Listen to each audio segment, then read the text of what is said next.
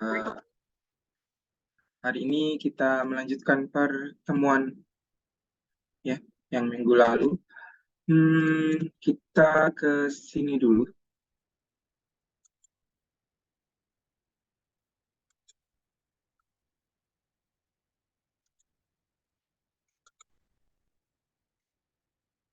Oke, sekarang sampai saat sekarang sudah 26.316 respons. 26.316 respons ini belum dibersihkan ya. Nanti saya bersihkan dulu.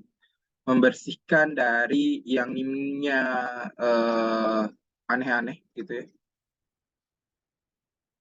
Karena kayaknya yang minggu pertama itu banyak yang aneh-aneh nimnya. Jadi bukan NIM yang dia tuliskan, tapi nama ya. Terus kalau lihat keadaan ini ada 248 orang yang tidak bersedia digunakan datanya. Kemudian usia terbesar itu 21 tahun. Sorry, 16 tahun ya.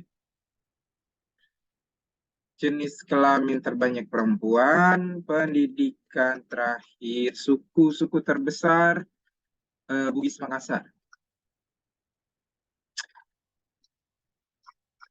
Kemudian saya coba cek lagi yang lain.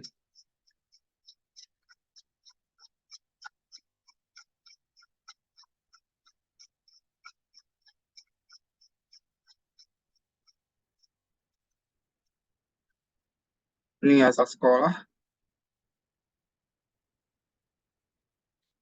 4 Maret 10 Telkoman 2 Bulukumba. Oke. SMTI.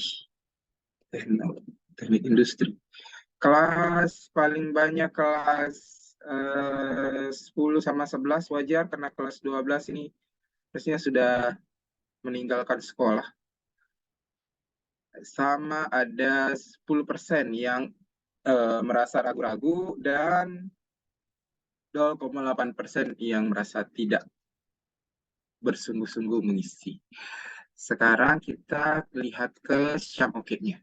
Nah, Syam-Oke di bagian pertemuan 13 sampai 15, sekarang pertemuan 14.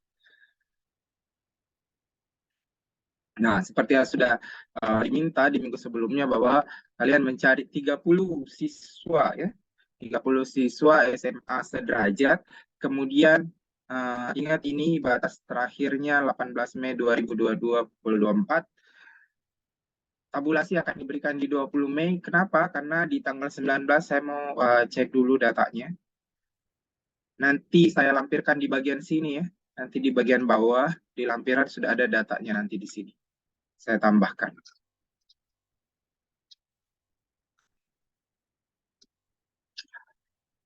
Ingat ini gunakan hanya data yang telah kalian kumpulkan. Jadi cari NIMmu, kemudian ambil datamu, silahkan diolah. Nah, data itu kalian masukkan ke sini. Ke template tabulasi UTS ya. Ada nomornya, kalian tambahkan nomor, emailnya kan tinggal ambil, NIM-nya juga, ini NIM-nya kalian ya, kodenya kalian, terus kesediaan, usia, jenis kelamin, suku, yang saya berikan langsung totalnya, total sinus, total school well-being, total modal psikologis, total student engagement, kemudian ada asal sekolah, kelas, sama kesungguhan. Jadi kalau dari sini kalian bisa melihat variabel yang pasti itu adalah shyness, school well-being, modal psikologis, student engagement, terus ada jenis kelamin. Mungkin dia bisa jadi variabel kalau di dalam kelasmu itu berbeda, ada yang laki-laki, ada yang perempuan. Tapi kalau cuma perempuan saja, semua subjekmu perempuan, berarti dia tidak bisa digunakan sebagai variabel. Ingat, variabel itu sesuatu yang bervariasi. Kemudian usia juga seperti itu. Terus suku kemungkinan besar beda. Kemungkinan besar. Jadi kemungkinan besar suku itu bisa jadi variabel. Asal sekolah tergantung. Kalau kamu pergi cuma ke satu sekolah, berarti tidak bisa dia jadi variabel. Begitu juga dengan kelas, kalau kamu cuma masuk di kelas 10 aja, berarti tidak bisa dia jadi variabel. Jadi banyaknya variabelnya kalian tergantung pada seberapa bervariasinya masing-masing bagian ini. Yang pasti menjadi variabel itu ini. 4. Oke, setelah dapat datanya, kemudian buat hipotesis sebanyak mungkin. Dan ujilah hipotesis-hipotesis tersebut menggunakan apa yang sudah kita pelajari di semester 1 hingga sekarang, hingga semester ini. Jika perlu melakukan uji asumsi, silahkan dilakukan. Kenapa dikatakan jika perlu? Kalau kalian memilih mau menggunakan statistik parametrik, berarti Anda pasti harus melakukan uji asumsi. Kalau Anda memilih untuk menggunakan statistik non-parametrik, ya uji asumsi tidak perlu dong. Gitu. Kemudian,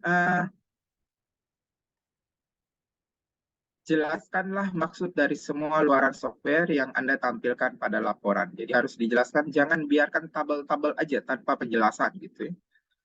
Terus pengambilan data ini dianggap menggunakan random sampling. Jadi tidak perlu lagi kalian pikirkan apakah teknik sampelnya ini aksidental atau apa. Kita anggap sama, semua random sampling. Dianggap ya, hati-hati, dianggap. Data yang kalian kumpulkan akan menjadi bagian dari lampiran. Nah, template yang tadi ada di bawah ini, ya. Silahkan kalian ambil, silahkan kalian gunakan. Itu saja yang dikumpul nanti pada saat pengumpulan laporan. Nah, kemudian minggu depan akan ada yang presentasi mewakili kelas, jadi siapkan PPT-nya minggu depan. Tidak perlu semua hipotesis yang kamu buat dan kamu olah, kamu tampilkan. 2 atau 3 aja cukup. Gitu ya, di PPT itu. Format laporannya pasti bersampul. Pastikan tiap kelas berbeda warna. Warna ditentukan oleh koordinator. Nah, sampulnya ini tidak harus warna merah, kuning, hijau. Boleh kamu berkreasi untuk sampulnya ya. Boleh buat sendiri sampulnya. Terus, kemudian isinya ada analisis deskriptif, ada uji asumsi jika diperlukan, kemudian analisis inferensial, serta kesimpulan. Di analisis deskriptif, kalian perlu mencari min untuk 4 variabel yang pasti tadi. Sinus, school well-being, modal psikologi, sama student engagement. Selain mencari minnya, kalian juga mencari standar deviasinya. Mencari kuartil 1-nya, mencari kuartil 3-nya. Kemudian buatkan diagram pie dari data demografinya, dari usianya, dari jenis kelaminnya, dari sukunya, dari asal sekolahnya, dari kelasnya. Itu ya, data demografi. Kemudian buatkan diagram pie norma berdasarkan kuartil, tinggi, sedang, rendah untuk variabel sinus, school well-being, modal psikologis, dan engagement. Kita pakai kuartil. Kuartil 1 terus ke bawah itu rendah.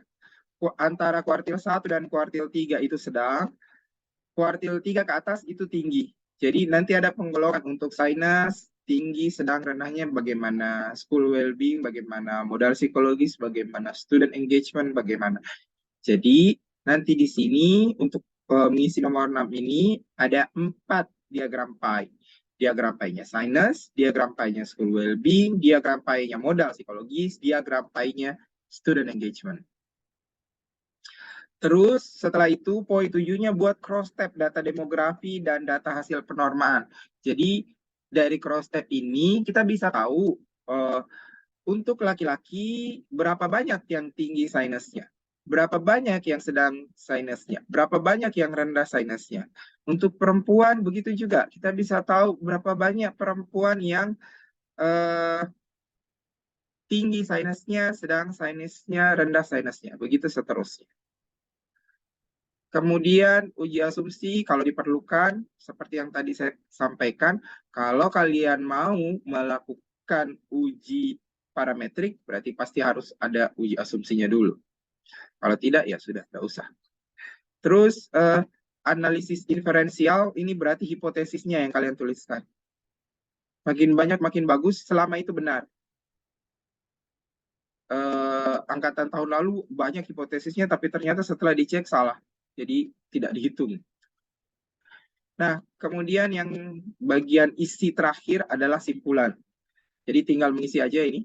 Data diambil dari tanggal berapa sampai tanggal berapa. Data diambil dengan cara seperti apa. Jumlah responden yang berhasil dikumpulkan berapa.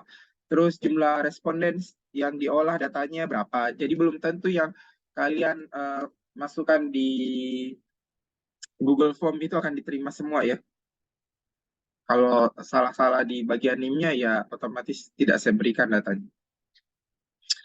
Terus jumlah hipotesis yang dibuat, ada berapa hipotesis, uji asumsi yang dilakukan apa-apa saja, misalnya normalitas, linearitas, homogenitas, heteroskedastisitas, tuliskan aja selama kalian lakukan. Itu kalau ada. Terus uji hipotesis yang digunakan adalah apa saja. Misalnya pakai uji T, pakai ANAVA, pakai korelasi performance person, pakai korelasi Sherman, pakai analisis regresi, tulis saja semua yang kalian gunakan. Software yang digunakan untuk mengolah data apa? Misalnya pakai SPSS saja, ya tulis SPSS versi sekian. Kalau pakai SPSS dan JSP berarti SPSS versi sekian dan JSP versi sekian. Terus H0 yang diterima sebanyak berapa? Jadi dari hipotesis yang kalian buat, berapa banyak yang diterima, berapa banyak yang ditolak H0-nya. Kemudian lampirannya, lampiran tabulasi yang ini ya, yang template tabulasi ini yang kalian masukkan. Terus lampiran foto saat pengerjaan, lampiran persuratan jika ada. Gitu. Jadi minggu depan saat kalian presentasi, kalau ada yang kurang, kami beri masukan dulu. Setelah itu perbaiki di laporannya, baru kumpulkan. Jadi minggu depan baru diberitahu kapan laporan tersebut dikumpulkan. Oke, seperti itu apa yang akan kita lakukan di minggu ini hingga minggu ke depan. Ada pertanyaan kah? Silahkan. Iya, Nur Zafika. Tapi Kak, maaf sebelumnya off cam karena jaringannya juga kurang stabil. Boleh minta tabulasi data sementara Kak, supaya bisa dipastikan apakah respondennya yang masuk itu cukup atau bagaimana?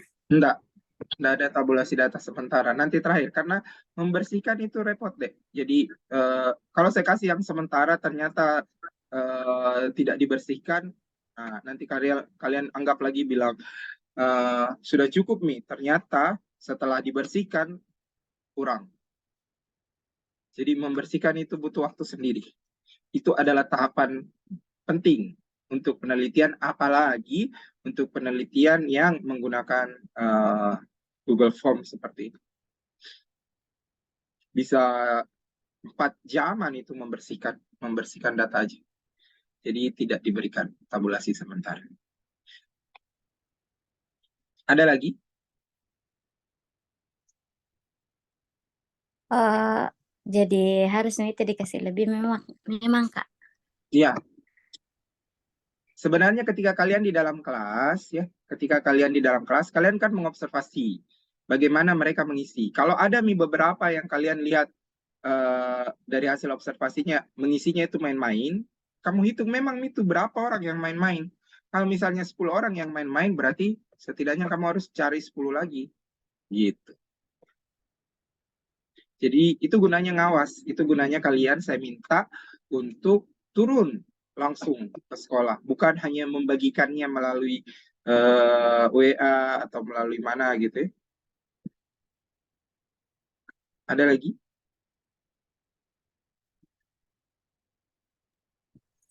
Itu jika. Terima kasih. Oke. Ada yang lain?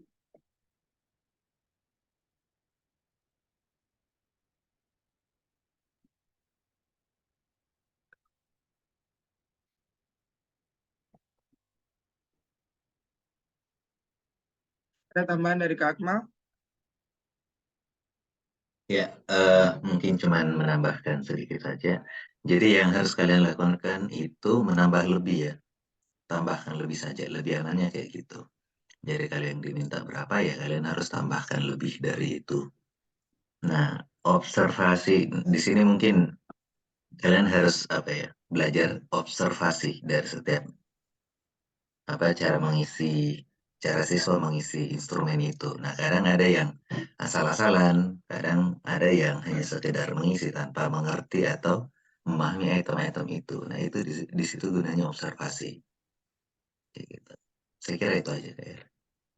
Oke, terima kasih. Ada pertanyaan?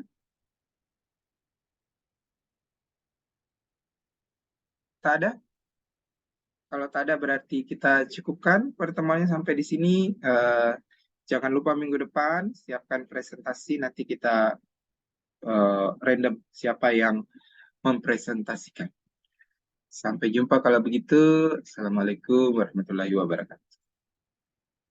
Waalaikumsalam warahmatullahi wabarakatuh. Makasih, Kak. Waalaikumsalam warahmatullahi wabarakatuh. Terima kasih, Kak.